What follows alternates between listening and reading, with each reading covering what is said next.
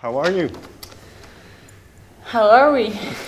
Very good, yeah. Very good. We're getting back into the swing of things here in Europe. We had some jet lag, just arrived from New Zealand, so but we're right on track and busy prepping for the upcoming album release.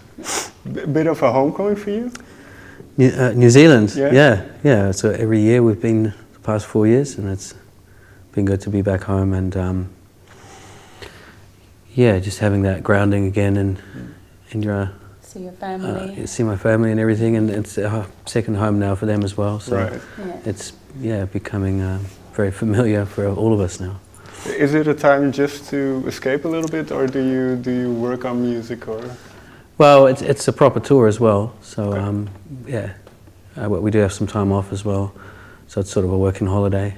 Right. But things are going well in New Zealand. We did some big festivals this summer and doing quite well. A lot of club shows with a lot of people coming to the gigs. So it's growing, and it's quite interesting to see how that's been going. Yeah, what's that like? Because obviously you are from New Zealand. You come over here to the Netherlands, play a lot of music, and then when you come home, they know who you are. Who know? What do you mean? In New Zealand, they kind of they show up to the gig. Is it important that people in New Zealand like what you do? Well, especially if you're going to try and have a career there as well. Yeah, I mean, we started out, grassroots, nobody knew us. And we've had 4 tours now, and on those visits we've been able to get a decent following of people that really have, expressed quite freely and strongly of the opinion that they, that they really dig the music. So it's really nice having built that up. Mm-hmm. And then before we get into the new album, I'd like to jump back to when you were touring for Chamonix. Is there maybe one memory that sticks out immediately from that tour?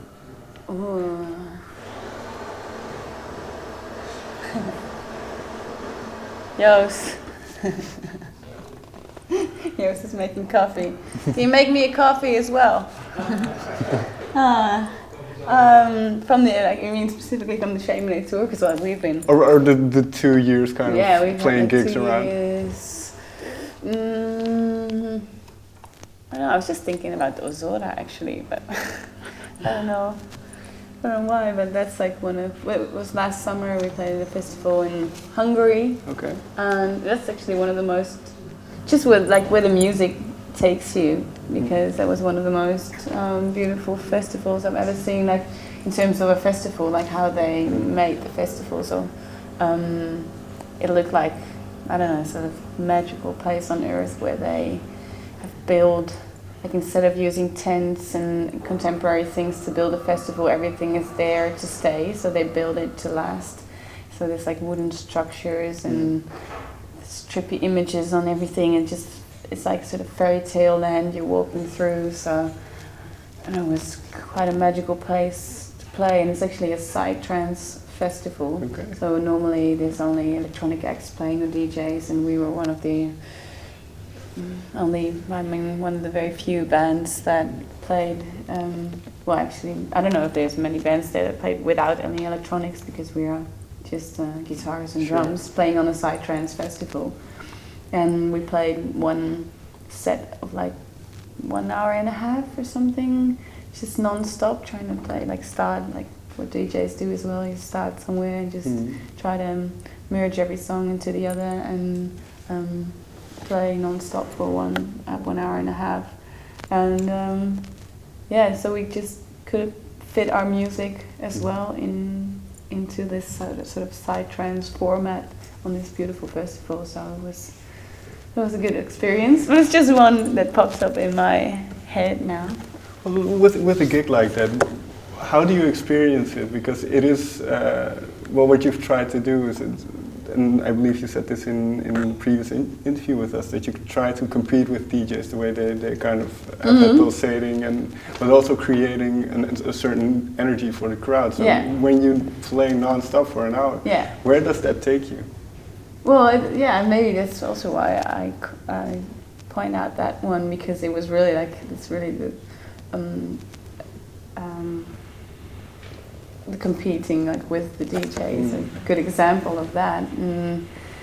It's instead of just playing a song and then having like people react on it straight after, it just goes like it's just one set. So people start to react on different places in the set. So when you build something up, you know, you feel the energy of the crowd like building up as well. And when you take it down again, like this, you know, you just play with the audience like that, and you know yourself, you're in charge of what happens to the crowd and to the rhythm and to if people take a little breath or if you go full on, you know, it feels really powerful to play with that.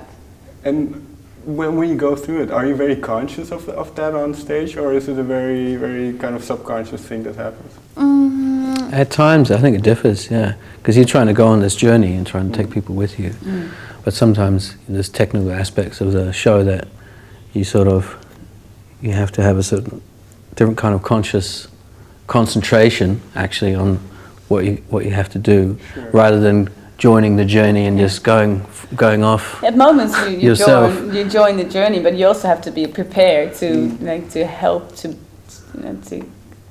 form that journey and to get people to follow you instead of that you also follow yourself.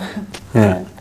And how did the show go? How did the people react to you being one of the few on stage not with electronic equipment? Well, I think it was a really good reaction, which is probably I don't know if it then is the same as how they would react on a DJ, or maybe a little bit more because they see it happening live, and it has an extra effect on them as well. Yeah. So I don't know, I can't compare that, of course. I don't know how it would be any different. Fair enough. So after this tour, you've kind of gone to places all over the world, and I'm not sure how much time you have in each place, but does the environment where you are, does that inspire the music, and especially thinking towards the new album now? I think definitely being in New Zealand has inspired a lot of what we've tried to capture on the record. We've had quite a bit of time there to reflect and to experience those different places that we were at. But yeah, it differs because when you're on tour in Europe, a lot of the time we're going from place to place pretty quick, and it's all you don't have that opportunity. So I think our trips to New Zealand have definitely have had some influence on the way we approach our music and sometimes also life in general. So a lot of that has had influence on the record. Can you give me one example of that? Well, a good example is a festival we played at in 2015 and again 2017 this year on this past tour, which is called Luminate, which is an amazing place in Golden Bay. It's a festival on a mountain called Takaka Hill, and it's a special festival where its main focus is spiritual awareness. Sure. So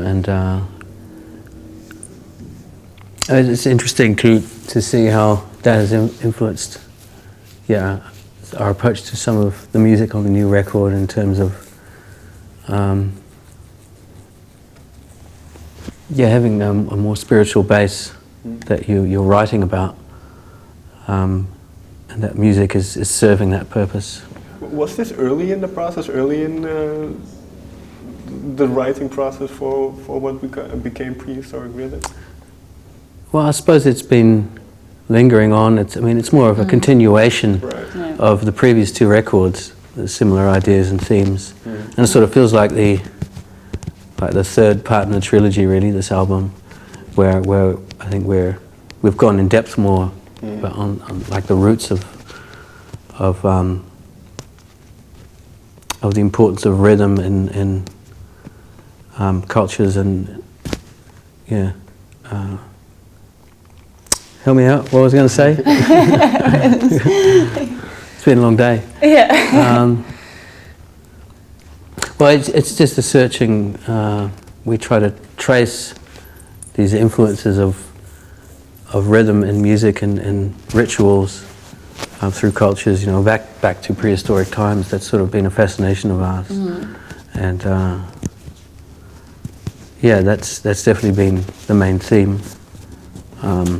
Actually, on all records, really, on all the albums, and but more so on this one. So, and obviously New Zealand is quite rich in culture and Aboriginal culture. So, did you delve specifically into some of those cultures? Or? Not specifically. No, we didn't go to Australia, so we didn't go to New Zealand doesn't have to visit that, Aboriginals, but Maori. Maori, Yeah, sorry, not that's right. to mix up. Yeah. No, well, it's everywhere in the world. Like where this, it's more, I think, the culture thing that the rhythms have always been used in rituals to, as a sort of guidance, like how music can guide you through a journey. So I think that's more the, well, it's evident in a lot of cultures, I think. And also in the Māori culture, that it's very expressive actually, and more the haka is a thing that we didn't really put that on the album, but I think we already 2 years ago on Luminate, I think already when we just made Shamanate, I think Joost already said like next album's gonna be, we should call it Prehistoric Rhythm. Okay. So where do you go from there then? Because like you said, then a couple of years ago you already have that title. Where do you go? Do you start just going into a room and then trying to play something? Well, we had during the last 2 years playing Shamanate, we had mostly on sound checks, or when we had some spare time, or in the van or something. We already had a lot of ideas, and mainly groove and rhythm based, or riffs, or just ideas that came to us while jamming on the road. So we had all of those ideas, and we started to go in the studio, actually just there. Here in Amsterdam, Electric Monkey Studio, we started build our live setup, and we wanted to have this record to meet the live sound we had more than we had on the previous 2 records, because we've grown into that live sound, so we wanted to catch that on the new record. So we just did build our setup there, and we just started playing all these ideas that we had in the live room, and we recorded it on we started recording on tape, just this little it's 4-track tape, Ampex tape recorder from the 50s, I think. So we started to just put all those ideas on record, playing it together, so it felt quite organic to do that, and actually that sort of became the record. Okay. And well, was it important to capture it through old equipment, to have that old sound? Yeah, I think sound-wise, because there is sort of dance influence in our music as well, and it's it's most of the time it's quite digital, so we wanted to just get this analog sound in our music, because we are more of a live band and organic band, so we wanted to get the